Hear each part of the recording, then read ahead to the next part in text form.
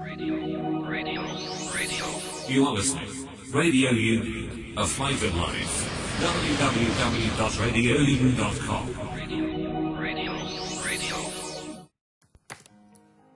A very good evening, नमस्ते, सत श्री अकाल एंड हाय दोस्तों, मैं हूँ आरजे दिव्या शर्मा और ये है आपका अपना show vocabulary dose, a show to enhance your English vocabulary. तो दोस्तों आज इस 204th एपिसोड में हम बात करेंगे 16 इडियम्स की। जी हाँ, बहुत से ऐसे एपिसोड्स गए जिनमें हमने बात की है इडियम्स की और बहुत से यूं कहूंगी हंड्रेड्स ऑफ इडियम्स आप सीख चुके हैं और हम बात कर चुके हैं इन इडियम्स पे, और नए के नए इडियम्स आ रहे हैं जिन पे मैं बात करती जाऊंगी। जैसे जैसे आगे बढ़ेंगे और इडियम्स भी इंक्लूड करती रहूंगी ताकि हमारी जो इंग्लिश की कॉन्वर्सेशन है, कम्युनिकेशन है, वो और भी ज्यादा एक्सप्रेसिव और इंटरेस्टिंग हो जाए। तो चलिए इसी उम्मीद के साथ कि आपको ये शो पसंद आ रहा होगा और आप नए वर्ड्स, नए इडियम सीख रहे होंगे। शुरुआत करते हैं इस सेशन की। जल्दी से अपनी डायरी, नोट पर या जहां भी आप नोट करते हैं ये वर्ड्स, इडियम्स खोल लीजिए because this learning session is going to begin in a short while. साथ ही अगर आपने यूट्यूब चैनल रेडियो उड़ान का सब्सक्राइब नहीं किया तो जल्दी से कर लीजिए और बेल बटन को हिट करना मत भूलिएगा ताकि कोई भी एपिसोड मिस ना हो। तो चलिए, happy listening, happy learning, stay tuned. ओफो मम्मा, आप कहाँ जा रही हो? मुझे बहुत सारा होमवर्क करना है और मुझे कुछ समझ में नहीं आ रहा, मुझे मीनिंग भी समझ में नहीं आ रही, मैं कैसे करूँगी? ओफो बेटा, आपको पता है ना कि ऑफिस जाने का टाइम है। प्लीज बेटा, मैं शाम को आकर आपको पूरी इंग्लिश पढ़ा दूंगी, सब चीज समझा दूंगी। ओके बेटा? मम्मा भी चले गए, पापा भी चले गए, भैया भी नहीं है। अब मैं अपना इंग्लिश का होमवर्क कैसे करूँगी? अगर मुझे इंग्लिश के वर्ड्स आते तो मैं सारा होमवर्क कर लेती, पर मैं अब किससे पूछूं? ये परेशानी सिर्फ रिया को नहीं, उन सारे लोगों को होती है जिनकी इंग्लिश की वोकैबुलरी थोड़ी सी कमजोर है। आपकी वोकैबुलरी को और भी स्ट्रॉन्ग बनाने के लिए आरजे दिव्या लेकर आ रही है वोकैबुलरी डोज। तो हर गुरुवार शाम 7 से 8 बजे और हर शुक्रवार दोपहर 2 से 3 बजे तो अपनी इंग्लिश की कमजोरी को दीजिए एक नई पहचान। ऑन योर रेडियो उड़ान, अ फ्लाइट ऑफ लाइफ। तो दोस्तों now we are in the first segment of this 204th episode of vocabulary dose and जैसे मैंने बताया कि today we are going to talk about idioms. जी हाँ, आज भी हम बात करेंगे 16 इंपॉर्टेंट इडियम्स की। तो चलिए जल्दी से कदम बढ़ाते हैं फर्स्ट इडियम की तरफ। तो जो पहला इडियम है इस शाम का वो है a bolt from the blue. जी हाँ दोस्तों, a bolt from the blue.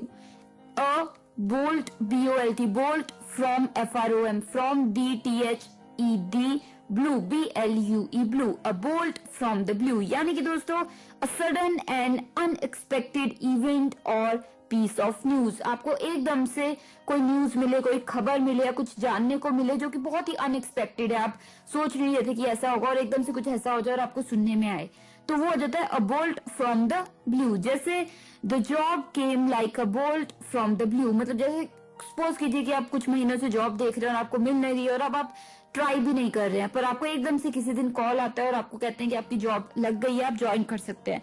So that news will be like a bolt from the blue. Clear?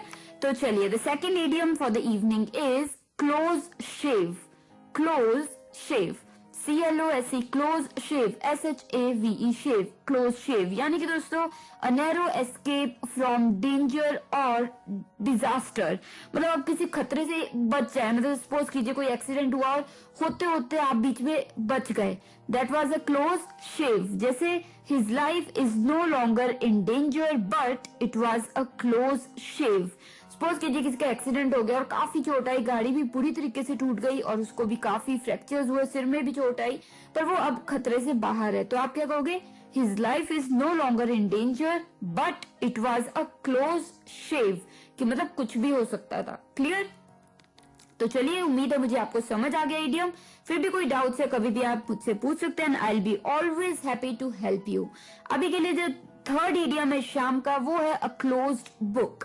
A closed book, a closed CLOSED, closed book, BOOK, book, a closed book। यानी कि दोस्तों a subject or person about which one knows nothing, मतलब कोई ऐसी चीज या कोई ऐसा व्यक्ति जिसके बारे में कोई भी कुछ नहीं जानता, तो उसको आप क्या कहोगे? he is or she is a closed book, या फिर this is something that is a closed book to me। Just suppose कीजिए, एग्जाम्पल देती हूँ आपको और आपको आसानी होगी समझने में। Accounting has always been a closed book to me. मतलब सपोज कीजिए आपको अकाउंटिंग का ए भी नहीं पता, आपको कुछ समझ ही नहीं आता अकाउंटिंग में, तो आप क्या कह रहे हैं, अरे accounting has always been a closed book for me, clear, या क्लोज बुक टू मी, तो close book to me, clear. तो चलिए, उम्मीद है ये इडियम बहुत दिलचस्प लगा होगा आपको और समझ भी आया होगा। अभी के लिए जो फोर्थ इडियम इस शाम का है वो है अ live wire. A live wire, a live, LIVE, live wire, WIRE wire, a live wire, यानी कि दोस्तों N energetic and unpredictable person, मतलब कोई व्यक्ति जो बहुत एनर्जी से भरा और अनप्रिडिक्टेबल, कुछ भी कभी भी कह सकता है वो, तो उसके आप क्या कह रहे हो, ही इज अ लाइव वायर। जैसे सपोज कीजिए, मैं एक एग्जांपल देती हूँ, आपको समझ आ जाएगा। My sister was the live wire and I was always called the quiet one। मतलब मुझे हमेशा कहते थे कि तू तो बहुत शांत है, और मेरी जो सिस्टर थी वो हमेशा ही बहुत क्या थी, बहुत ही ज्यादा एनर्जेटिक थी और कभी भी कुछ भी बोल देती थी, तो she was live wire, clear. तो दोस्तों ये हो गए हमारे 4 idioms for the first segment of this 204th episode of vocabulary dose. तो आपके आसानी के लिए जल्दी से एक रिकैप ले लेते हैं इन 4 idioms का। The first idiom for the evening was a bolt from the blue. A bolt from the blue. A bolt, B-O-L-T, bolt from F-R-O-M, from D-T-H-E-D, blue, B-L-U-E, blue.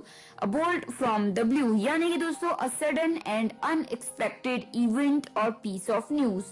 कोई आपको चीज सुनने में आए एकदम से जो कि बहुत ही अनएक्सपेक्टेड है, तो आप कहोगे अरे it was a bolt from the blue. जैसे the job came like a bolt from the blue, मतलब आप एक्सपेक्ट नहीं कर रहे थे कि आपकी जॉब लग जाएगी और एकदम से खबर आई कि आपकी जॉब लग गई। सो इट वाज द क्या था, it was the bolt from the blue, clear. तो चलिए, the second idiom for the evening was close shave.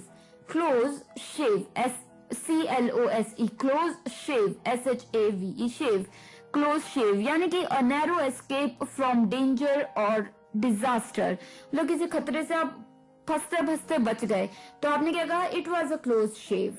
जैसे his life is no longer in danger but it was a close shave, मतलब उसकी जिंदगी अभी खतरे में है नहीं, पर वो एक मतलब बहुत ही कुछ भी हो सकता था, so it was a close shave, clear. तो चलिए, the third idiom for the evening was a closed book. A closed book, A closed, CLOSED, closed book, BOOK, book, a closed book, यानी कि a subject or person about which one knows nothing। अगर आपको किसी के बारे में कुछ नहीं पता तो वो आपके लिए क्लोज्ड बुक है। जैसे accounting has always been a closed book for me, या accounting has always been a closed book to me, clear. तो चलिए, the fourth idiom for the evening was a live wire. A live wire, यानी कि spelling पहले ले लेते हैं, a live, LIVE, live wire, WIRE wire, a live wire, यानी कि an energetic and unpredictable person, कोई व्यक्ति जो बहुत एनर्जेटिक है और बहुत ही अनप्रिडिक्टेबल है, तो उसको आप कहते हो ही और she is a live wire. जैसे my sister was the live wire and I was always called the quiet one, मतलब मेरी जो बहन थी वो काफी लाइव वायर थी, यानी कि बहुत बात करना, बहुत एनर्जेटिक होना, और साथ ही साथ कभी भी कुछ भी बोल देती थी, तो वो काफी एनर्जेटिक थी, लाइव वायर थी, और मैं बहुत क्वाइट था, so she was a live wire, clear. तो ये हो गए हमारे 4 idioms for the first segment of this 204th episode of vocabulary dose. तो अभी के लिए मुझे यानी कि आरजे लोगोफाइल दिव्या शर्मा को दीजिए छोटी सी ब्रेक की इजाजत, और मैं ब्रेक के तुरंत उस पार लौटूंगी और idioms के साथ। सुन रहे हैं vocabulary dose only on radio उड़ान। बाला भैया की सुबह की खुशी में पेश है सोनी बैंड की खास पेशकश, सुनिए।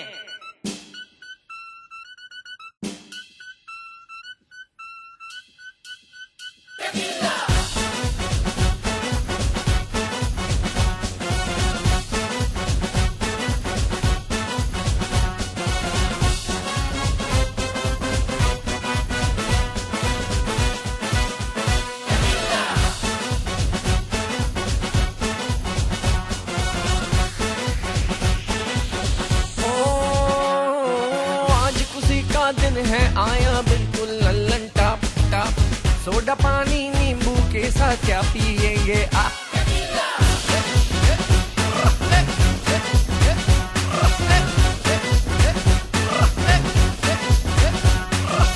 बेटा अपना सूली चढ़ गया कल बन जाए बाप, बाप बाप के पैसों से कहिए क्या पी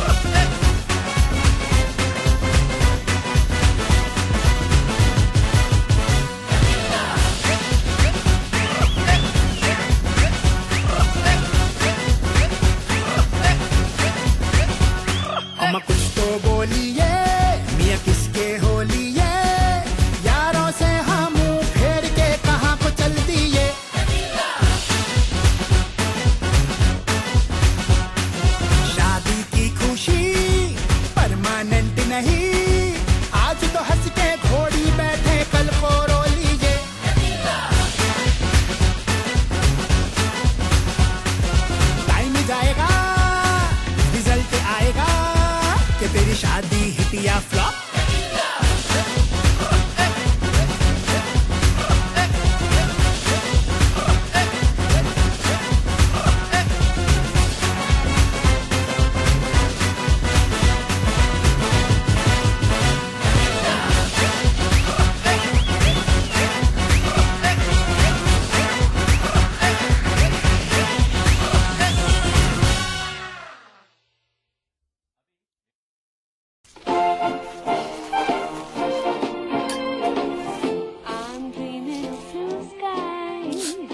अगर चोट आसानी से लगे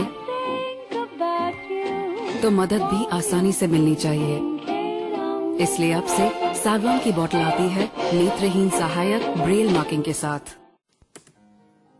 तो दोस्तों, now we are in the second segment of this 204th episode vocabulary dose. और जैसे कि आज हम बात कर रहे हैं इडियम्स की, तो आगे भी हम बात करेंगे इडियम्स की, और 4 इडियम्स की बात हम कर चुके हैं। तो चलिए कदम बढ़ाते हैं 5th इडियम की तरफ। The 5th idiom for the evening is a man of God. A man of God. A man, M-A-N, man of O-F, of God, G-O-D, God. A man of God. यानी कि दोस्तों a clergyman या फिर a holy man और saint. अक्सर जो Christian, जैसे Christians होते हैं वहां पे जो फादर होते हैं, या फिर कोई भी, अब अदरवाइज भी कोई भी प्रीस्ट ले लीजिए, पंडित या कोई भी प्रीस्ट जो पूजा पाठ करते हैं, तो उनको हम कह देते हैं अ मैन ऑफ गॉड। तो अगर आप कोई भी व्यक्ति किसी के लिए यूज कर रहा है, जैसे he is a man of God, यानी कि ही इज अ प्रीस्ट और he is a father. Clear? तो समझ आया होगा आपको। तो चलिए, the 6th idiom for the evening is a man of straw. A man of straw. A man, M-A-N, man of O-F, of straw, S-T-R-A-W, straw. A man of straw यानी कि दोस्तों a person regarded as having no substance और integrity, या फिर कोई व्यक्ति जो बहुत ही वीक हो, डरता हो, डरपोक हो, करेज ना हो, उसमें अपनी बात ना रखता हो, औरों की बातों के हिसाब से चलता हो, तो उसको आप कहते हो अ मैन ऑफ स्ट्रॉ। जैसे she thought he was strong and honest but he turned out to be a man of straw. मतलब उसे लगा था कि वो लड़का जो है वो स्ट्रॉन्ग है, सच्चा है, ऑनेस्ट है, पर वो क्या हुआ, उसको समय के साथ पता लगा कि वो तो बहुत ही डरपोक, कायर और लोगों के हिसाब से चलने वाला व्यक्ति था। So he was a man of straw.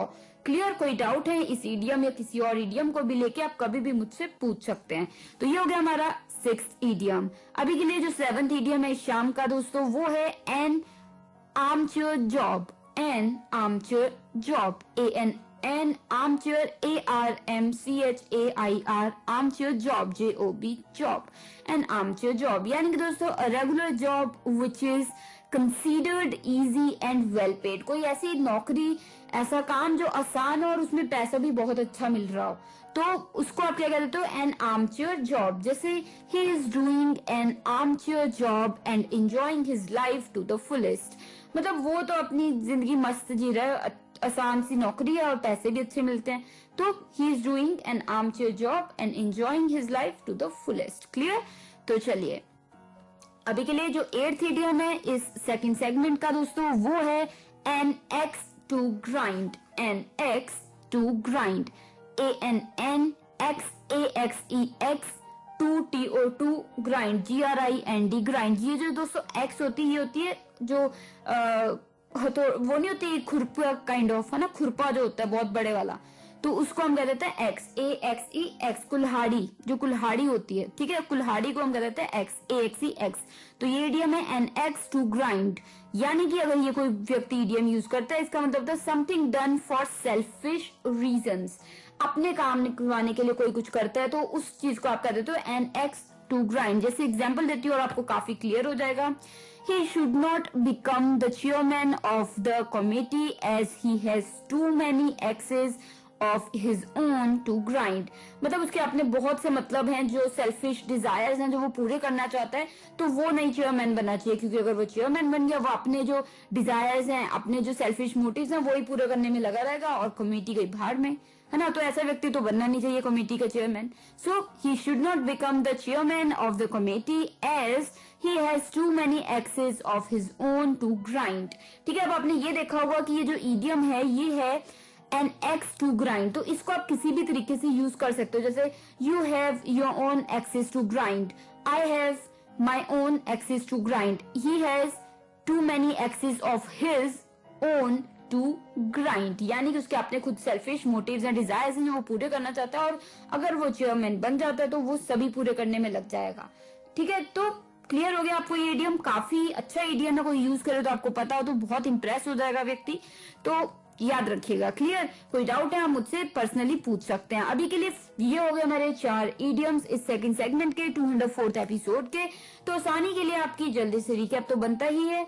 तो चलिए, the 5th idiom for the evening was a man of God, a man of God, a man, M-A-N, man of O-F of God, G-O-D, God, a man of God, यानी कि a clergyman या फिर a holy man और saint, मतलब एक धार्मिक व्यक्ति जो होता है, धार्मिक व्यक्ति मतलब जो जैसे प्रीस्ट हो गया जो पूजा करते हैं, क्रिश्चियन में जो फादर होते हैं वो पंडित होते हैं ना, तो इस तरीके के जो लोग होते हैं उनको आप कह सकते हो a man of God। Clear, तो चलिए, the 6th idiom for the evening was a man of straw, a man of straw, a man, M-A-N, man of O-F of straw, S-T-R-A-W, straw, a man of straw, यानी कि a person regarded as having no substance or integrity, कोई व्यक्ति जिसको मतलब कोई जिसमें कोई करेज नहीं है, बहुत ज्यादा अपने कोई बात नहीं है, सब्सटेंस नहीं है, वो औरों के हिसाब से चलता है, डरपोक है, कायर है, झूठ बोलता है, तो उसको आप कहते हैं अ मैन ऑफ स्ट्रॉ। जैसे she thought that he was strong and honest but he turned out to be a man of straw, मतलब उसे लगा था कि रोहन या वो व्यक्ति एक ऑनेस्ट, सच्चा और बहादुर लड़का है, पर वो तो कायर निकला और वो अपना हिसाब से चलता भी नहीं, औरों की सुन के चलता है। सो ही क्या हो गया, he is a man of straw. ठीक है, a man of straw. Clear, तो चलिए, the 7th idiom for the evening was an armchair job, an armchair job, A-N-N, armchair, A-R-M-C-H-A-I-R, armchair job, J-O-B, job, an armchair job, यानी कि दोस्तों a regular job which is considered easy and well paid, कोई ऐसी job, काम जो आसान है काफी और पैसा भी अच्छा खासा मिलता है जिसमें, तो उसको आप कह देते हो it is an armchair job. जिससे he is doing an armchair job and living his life to the fullest, मतलब एक आसान सी नौकरी वो कर रहा है, अच्छे खासे उसको पैसे मिल रहे हैं और वो अपनी जिंदगी मस्त जी रहा है। क्लियर, तो चलिए, the 8th idiom for the evening was an axe to grind, an axe to grind, A-N-N-X-A-X-E-X, to T-O-2, grind, G-R-I-N-D, grind, and X to grind, यानी कि दोस्तों something done for selfish reasons, अपने काम निकलवाने के लिए, अपने डिजायर्स पूरे करने के लिए कोई व्यक्ति कुछ करता है, so that means he has an X to grind, जिससे he should not become the chairman of the committee because he has too many X's of his own to grind, मतलब उसे कमेटी का जो चेयरमैन है वो नहीं बनना चाहिए क्योंकि उसके अपने खुद के काफी डिजायर्स, सेल्फिश मोटिव्स हैं जो वो पूरे करना चाहता है। तो अगर वो कमेटी का चेयरमैन बन गया तो चेयरमैन बनते ही कमेटी के बारे में तो सोचेगा नहीं, अपना काम निकलवाने में लगा रहेगा। Clear, so he had so many axes of his own to grind. Clear, तो चलिए, ये हो गए हमारे 4 इडियम्स इस सेकंड सेगमेंट के, इस 204th एपिसोड के। तो चलिए, मैं आरजे लोगोफाइल दिव्य शर्मा लेती छोटी सी ब्रेक, लौटूंगी ब्रेक के तुरंत उस पार क्योंकि अभी भी हमें 8 इडियम्स की बात करनी है। तो मिलते ब्रेक के उस पार, सुन रहे हैं vocabulary dose only on radio उड़ान, अ फ्लाइट ऑफ लाइफ।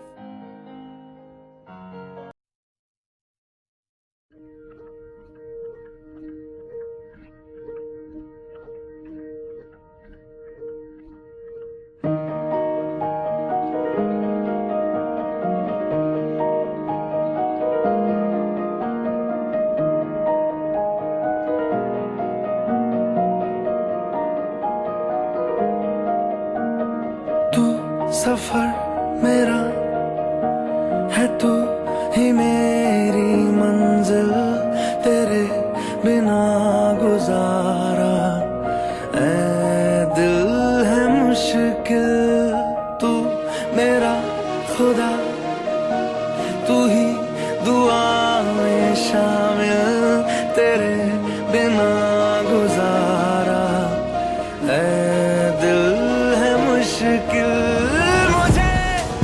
आजमाती है तेरी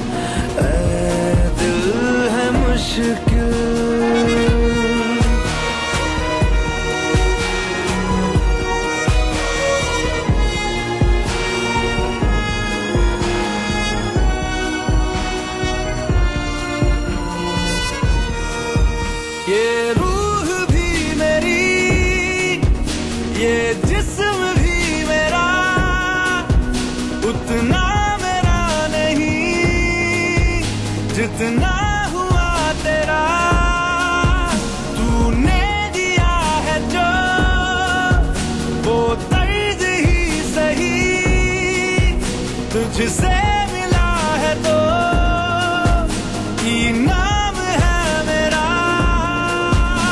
मेरा आसमां ढूंढे तेरी ज़मीन मेरी हर कमी को है तू लाज़मी ज़मीन पे ना सही तो आसमां में आमिल तेरे बिना गुजारा ऐ दिल है मुश्किल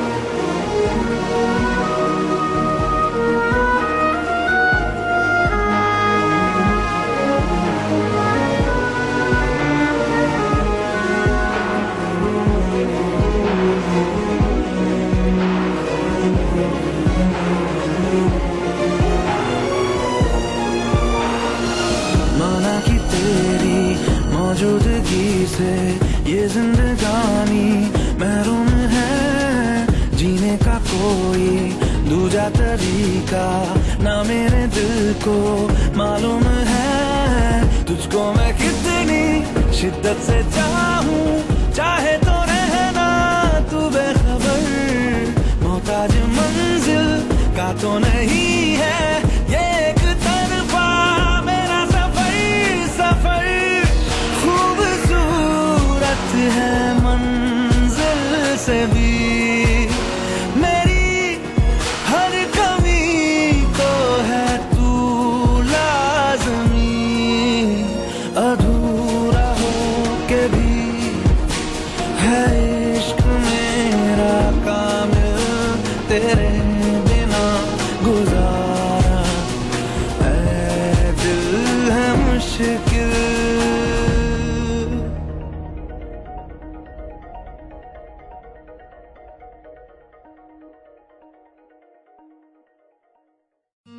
मेरा नाम रिया है। मैं मैंगलोर की रहने वाली हूँ।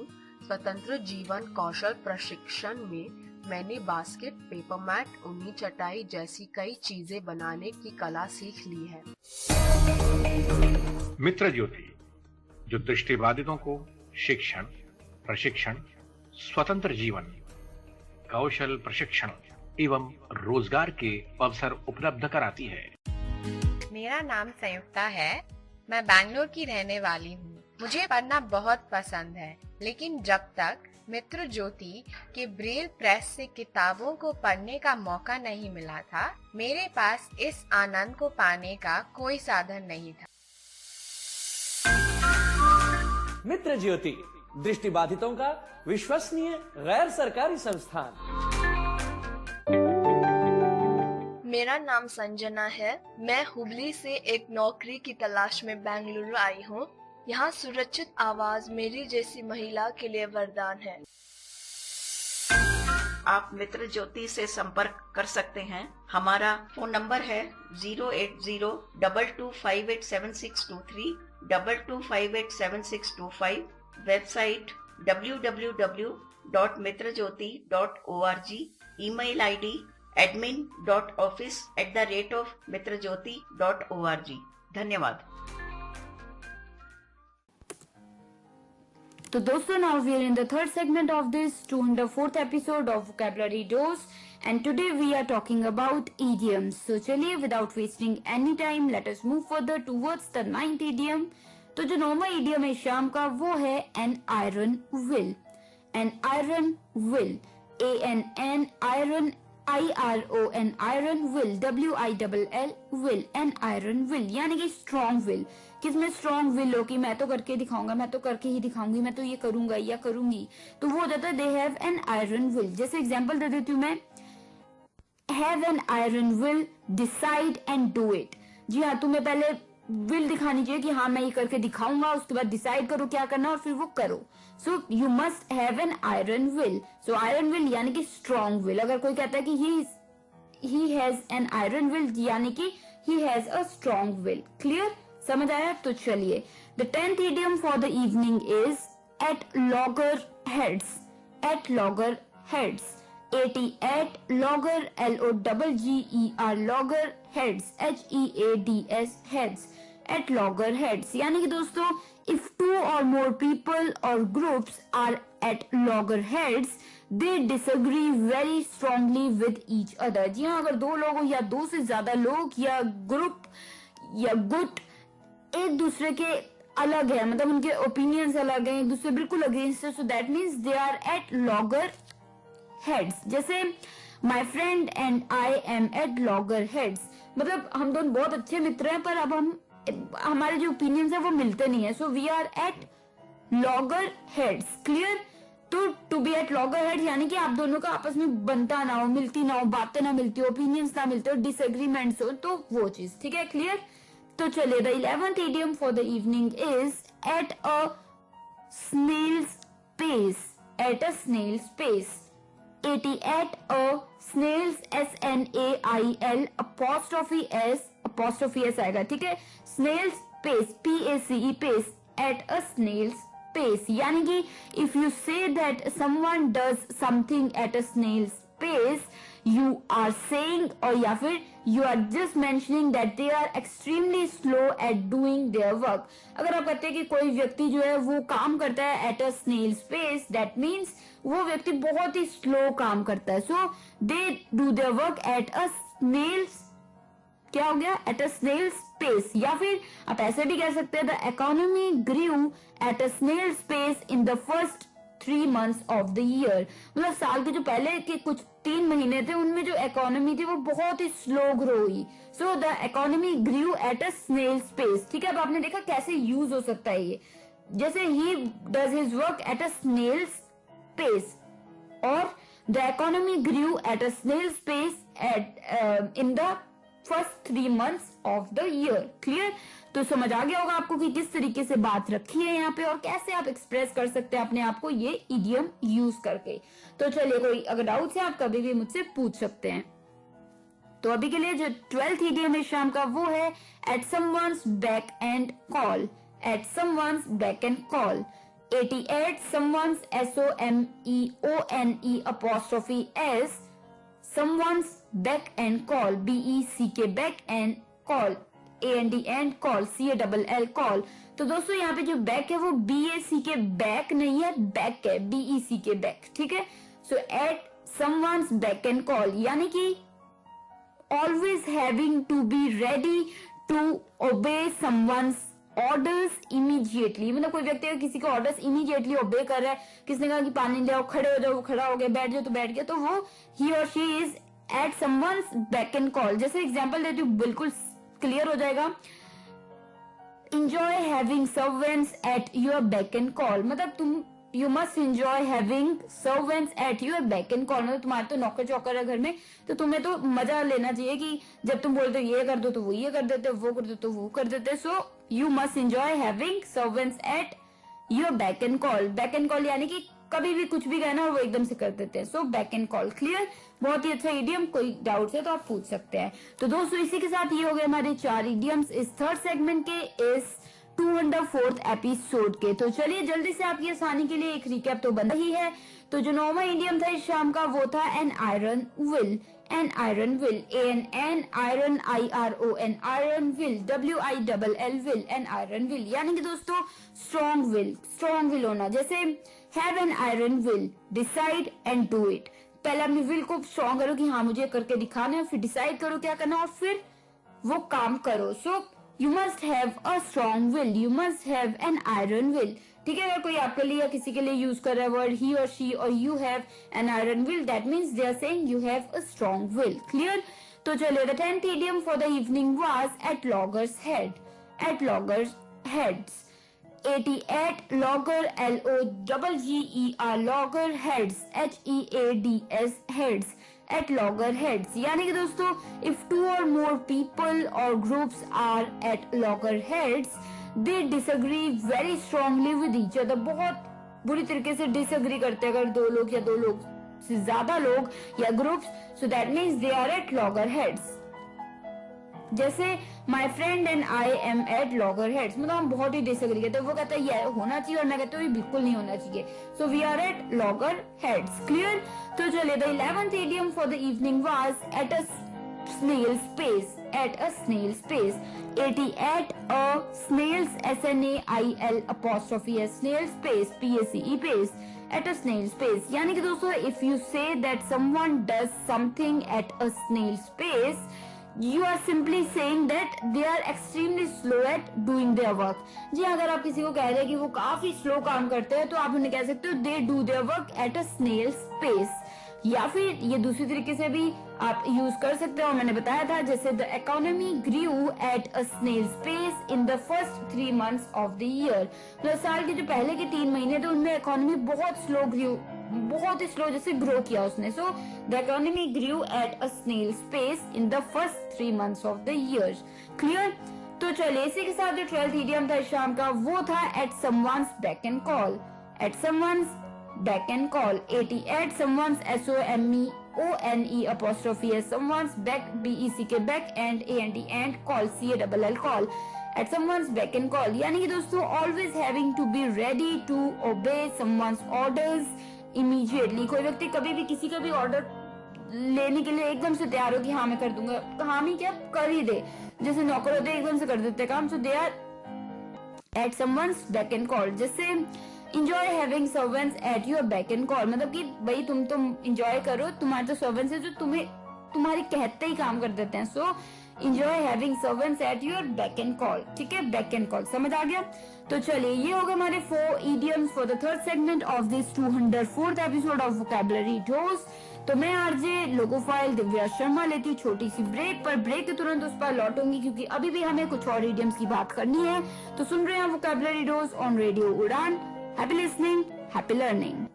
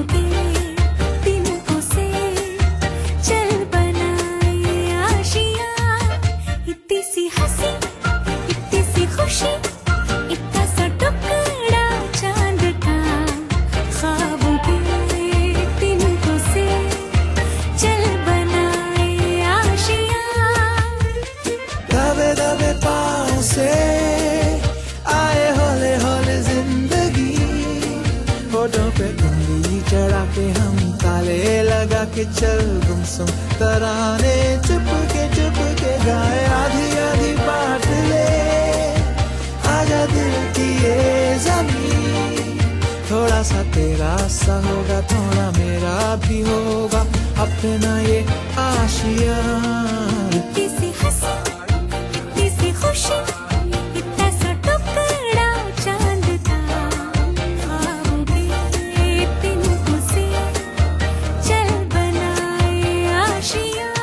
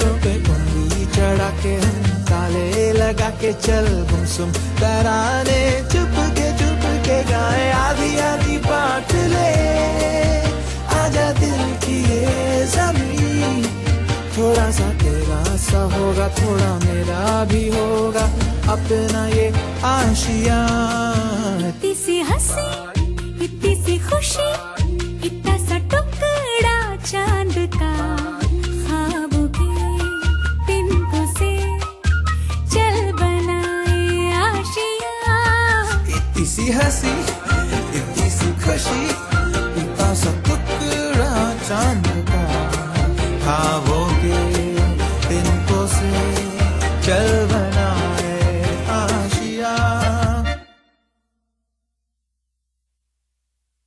हेलो एवरीवन, किशन बात कर रहा हूँ सक्षम से। आप सभी को बताना चाहता हूँ कि सक्षम आपके लिए एक नया ऑफर लेके आया है, जिसके तहत आप कोई भी सामान 100 रुपये से ऊपर का अगर ऑर्डर करते हैं हमारी वेबसाइट sectech.in से, तो उसके साथ आपको एक ब्रेल कैलेंडर फ्रॉम RLF बिल्कुल फ्री मिलेगा। मैं आप सभी को बताना चाहूँगा कि अगर आप कोई भी ऑर्डर प्लेस करते हैं हमारी वेबसाइट से, तो उसकी जो डिलीवरी है वो 3 मई के बाद ही हो पाएगी। तो जल्दी ऑर्डर प्लेस करिए क्योंकि ऑफर लिमिटेड समय तक है। Thank you. तो दोस्तों, now we are in the fourth segment of this 204th episode of Vocabulary Dose and today we are talking about idioms. तो चलिए बात कर चुके हैं हम 12 idioms की और बात करना बाकी है 4 idioms की। तो 13th idiom for the evening is at 6s and 7s। जी हाँ दोस्तों, बहुत ही इंटरेस्टिंग idiom है ये, at 6s and 7s। 88 6s SIXES 6s and AND and 7s SEVENS 7s। at 6s and 7s यानी कि in a state of total confusion और disarray, मतलब बिल्कुल कंफ्यूज हो, क्या हो रहा है, क्या कौन क्या कह रहा है, क्या हो रहा है, कैसे हो रहा है, तो बहुत ही कंफ्यूजन हो। तो at 6s and 7s, जैसे everything is at 6s and 7s here। जैसे किसी ने पूछा कि अच्छा और कैसा चल रहा है अभी कंपनी में, क्या हो रहा है, तो तुम कह रहे हो everything is at 6s and 7s here, मतलब यहाँ पे तो सब कंफ्यूजन में है, सबको किसी को पता नहीं क्या हो रहा है। ठीक है, 6s and 7s क्लियर। तो चलिए, the 14th idiom for the evening is backstairs influence। backstairs influence, जी हाँ, एक और idiom जो कि एक अच्छा idiom है, यूज भी होता है। backstairs influence BACKSTAIRS backstairs influence INFLUENCE influence। backstairs influence यानी कि by using some secret and improper influence, कोई व्यक्ति कोई गलत तरीके का इन्फ्लुएंस या सीक्रेट चीज यूज करके अपना इन्फ्लुएंस बनाता है, तो उसको हम कहते हैं बैकस्टेयर्स इन्फ्लुएंस। जैसे एग्जांपल देती हूँ, आपको क्लियर हो जाएगा। He did not deserve the job, however he got it by backstairs influence, मतलब वो उसकी इतनी काबिलियत नहीं है कि उसको ये जॉब मिलनी चाहिए थी, वो डिजर्व नहीं करता था, फिर भी उसे ये जॉब मिल गई क्योंकि कुछ सीक्रेट या कुछ बैकस्टेयर इन्फ्लुएंस की वजह से, कि किसी से जान पहचान होगी या कोई उसका किसी ने करवा दिया होगा, तो that is what we can call backstairs influence. Clear, अच्छा इडियम है ना।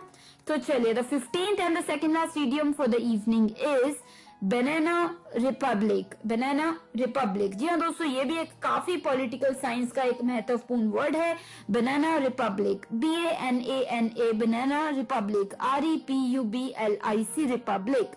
बनाना रिपब्लिक ये इडियम है और इसका मतलब होता है a small country specially in central America that is politically unstable and whose economy is dominated by foreign companies and depends on one export. मतलब जैसे होता नहीं, कुछ कंपनीज है जो जिनके पास इतना पैसा नहीं है, इतनी ज्यादा वो स्ट्रांग नहीं है और वो डोमिनेट, उनको जो बाहर की पावर्स है, बाहर की कंट्रीज है, वो डोमिनेट करती है और साथ ही साथ उन्हीं का जो सामान है एक्सपोर्ट के करके ही उनकी जो इकोनॉमी है वो स्टेबल है।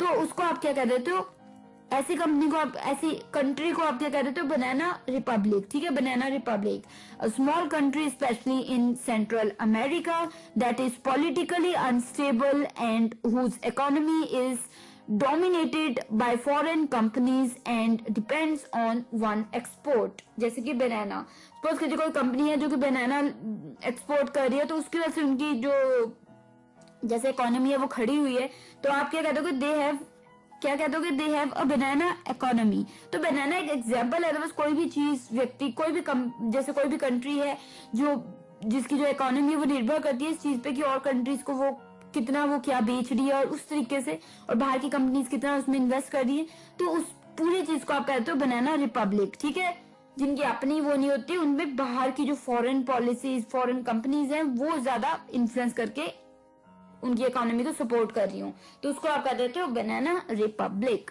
क्लियर? तो चलिए, the 16th and the last idiom for the evening is bated breath. Bated breath, bated breath, BATED, bated breath, BREATH, breath, bated breath.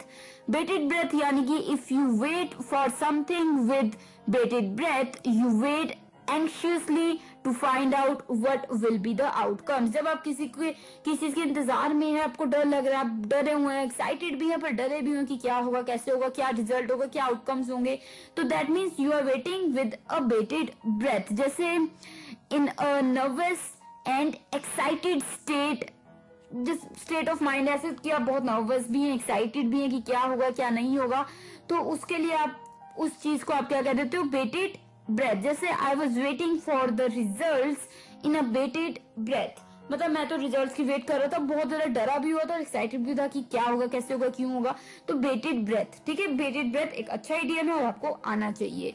तो चलिए, इसी के साथ ये हो गए हमारे 4 idioms for the 4th segment of this 204th episode of vocabulary dose. तो आपकी आसानी के लिए जल्दी से एक रिकैप ले लेते हैं। 13th idiom for the evening was at 6s and 7s. 88 6s, SIXES 6s and ANDN 7s, SEVENS 7s. At 6s and 7s यानी कि दोस्तों in a state of total confusion or disarray. मतलब जब आप ऐसी हालात में जिसमें बहुत कंफ्यूजन है, आपको समझ नहीं आ रहा क्या हो रहा है क्या नहीं हो रहा है, ऐसी स्थिति बनी हुई है, किसी को कुछ समझ नहीं आ रहा, तो that means it is at 6s and 7s. जैसे आपसे कोई पूछो कैसा क्या चल रहा है कंपनी में अभी, तो आप क्या करो, everything is at 6s and 7s here. ठीक है, हौच पौच होगा, किसी को कुछ समझ नहीं आ रहा, बहुत कंफ्यूजन है, so everything is at 6s and 7s here. Clear? तो चलिए, the 14th idiom for the evening was backstairs influence. Backstairs influence यानी कि BACKSTAIRS, backstairs influence, INFLUENCE influence. Backstairs influence यानी कि by using some secret and improper influence. जैसे कोई secret या गलत तरीके से आप किसी की मदद लेके अपनी नौकरी लगवा लेते हैं या कोई काम करवा लेते हैं, तो उसको आप कहते हो बैकस्टेयर इन्फ्लुएंस। जैसे he did not deserve the job, however he got it by backstairs influence. मतलब वो डिजर्व नहीं करता था जॉब, उसकी इतनी काबिलियत नहीं है, इतना अच्छा स्किल नहीं है कि उसको जॉब मिलनी चाहिए, पर फिर भी उसको जॉब मिल गई क्योंकि उसका कोई जान पहचान का था जिसने उसकी लगवा दी या फिर किसने बोल के करवा दिया, तो दैट वाज लाइक बैकस्टेयर्स इन्फ्लुएंस। समझ आया बैकस्टेयर्स इन्फ्लुएंस कैसे यूज होता है? कोई डाउट्स हैं आप पूछ सकते हैं। तो चलिए, अभी के लिए 15th and the second last word for the evening was banana republic. Banana Republic, BANANA, Banana Republic, REPUBLIC Republic. Banana Republic यानी कि दोस्तों a small country, especially in Central America, that is politically unstable and whose economy is dominated by foreign companies and depends on one export, मतलब export पे निर्भर करती है किसी country की जो पूरी इकोनॉमी है, और बाहर की जो कंपनीज है उनके ऊपर पूरी तरीके से डिपेंडेंट है, तो उसको आप उस कंट्री को आप क्या कह देते हो, रिपब्लिक। कौन सी रिपब्लिक? Banana Republic. क्लियर? कोई डाउट हो आप पूछ सकते हैं। तो ये काफी पॉपुलर टर्म भी है पॉलिटिकल साइंस की। तो चलिए, 16th and the last idiom for the evening was bated breath. Bated breath, BATED, bated breath, BREATH, breath. Bated breath यानी कि if you wait for something with bated breath, you wait anxiously to find out what will be the outcomes। मतलब आप अगर किसी चीज के बारे में वेट कर रहे हैं, डर के बिल्कुल डरे हुए हैं, नर्वस हैं, घबरा रहे हैं, एक्साइटमेंट भी है पर घबरा भी रहे हैं, तो that means you are waiting for something with bated breath. Clear? या फिर जैसे कोई स्टेट ऑफ माइंड हो जिसमें आप नर्वस हैं, बहुत घबराए हुए हैं कि क्या होगा क्या नहीं होगा, तो उस पर भी क्या हो जाएगा, you are waiting for it और the result with a bated breath. जैसे I was waiting for the result in a bated breath, मतलब डरा भी हुआ था, एक्साइटेड भी था, तो ऐसे घबरा के मैं वेट कर रहा था रिजल्ट्स की। So I was waiting for the results with a bated breath. So I am sure कि हम सभी जब कोई बड़ी चीज होने वाली थी, उसके रिजल्ट्स आने वाले थे, तो हम सभी वेट जो करते हैं वो बेटेड ब्रेथ ही होता है, इन अ बेटेड ब्रेथ ही होता है। क्यों? क्योंकि हम घबराए भी होते हैं कि अगर नहीं हुआ, और एक्साइटेड भी होते हैं कि अगर हो गया, तो वो घबराहट होती है। ठीक है, तो दोस्तों ये हो गए हमारे 4 idioms for the 4th segment of this 204th episode of vocabulary dose. तो मुझे उम्मीद है सभी के सभी इडियम आपको समझ आ गए होंगे। कोई डाउट है, कोई भी आप चीज पूछना चाहते हैं तो आप पूछ सकते हैं। I will be more than happy to help you. पर अभी के लिए मुझे लेनी होगी छोटी सी ब्रेक, और ब्रेक की उस पर हम बात करेंगे लास्ट सेगमेंट में। तो सुन रहे हैं vocabulary dose with RJ logophile Divya Sharma, only on radio उड़ान।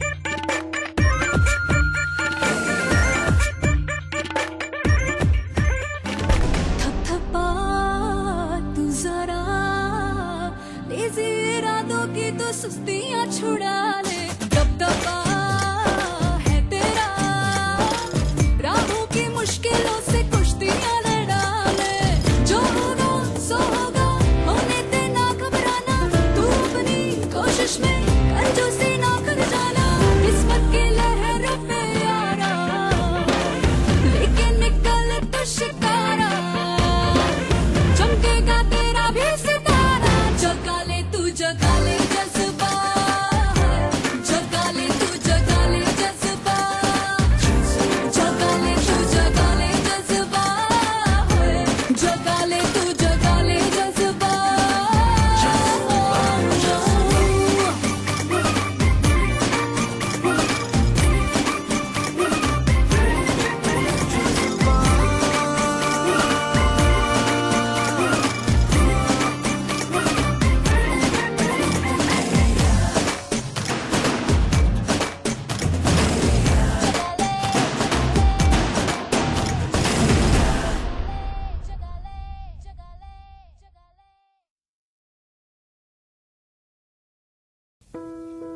आपको भी हो रही है लॉकडाउन सीजन में अपनी जरूरत की चीजें मंगवाने में परेशानी? नेवर फियर व्हेन सक्षम इज हियर। जी हाँ, सक्षम का ऑनलाइन स्टोर आपके लिए लाया है इंस्टेंट डिलीवरी। आपको करना कुछ नहीं है, बस जाना है सक्षम की वेबसाइट पर www.saktek.in www.saktek.in। वहाँ क्रिएट कीजिए अपना अकाउंट और ऑर्डर कीजिए अपने मनपसंद प्रोडक्ट्स। सक्षम इस बात का ख्याल रखेगा कि आपको मिले आपके प्रोडक्ट्स बिल्कुल सेफली। तो सोच क्या रहे हैं, अभी ऑर्डर कीजिए। Happy shopping, stay home, stay safe.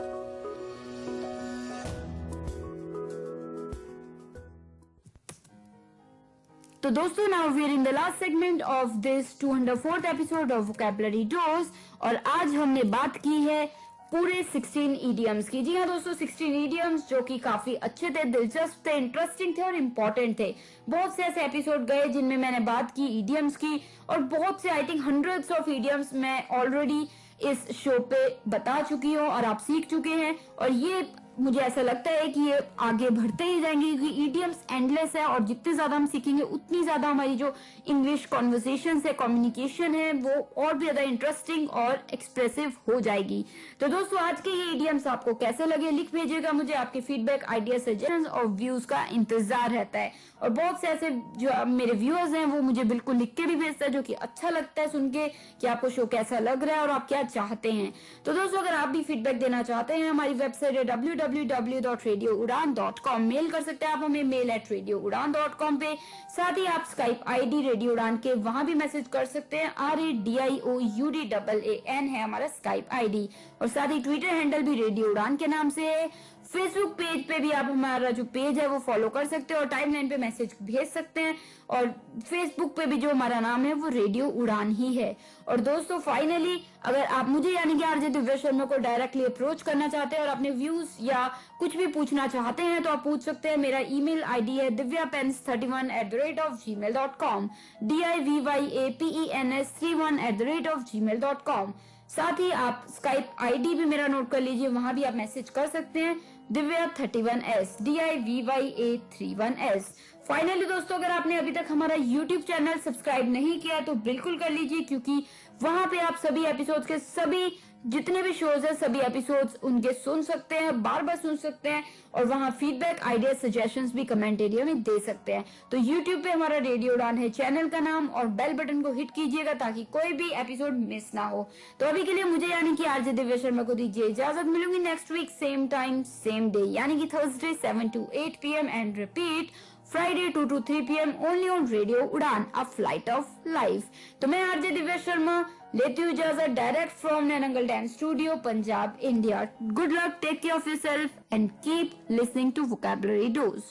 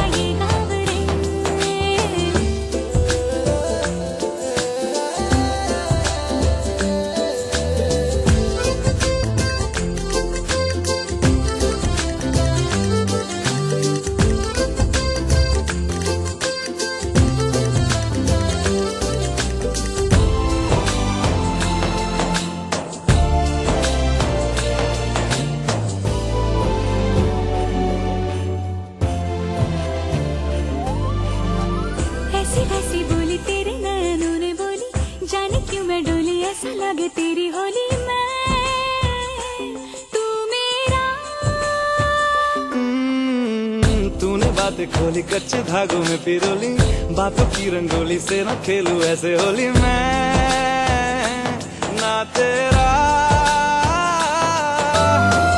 किसी का तो होगा ही तू, क्यों ना तुझे मैं ही जीतूं। खुले ख्वाबों में जीते हैं बावरे। मन के धागे, ओ मन के धागे, धागे पे सावरे, धागे पे सावरे है लिखा मैंने तेरा ही तेरा ही तेरा ही तो नाम रे।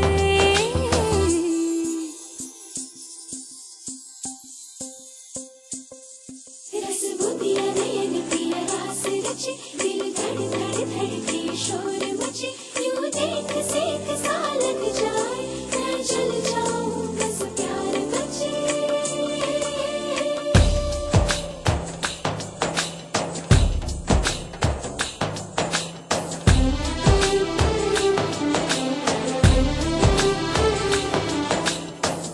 ऐसे डोरे डाले काला जादू नैना काले, तेरे मैं हवाले हुआ सीने से लगा ले आ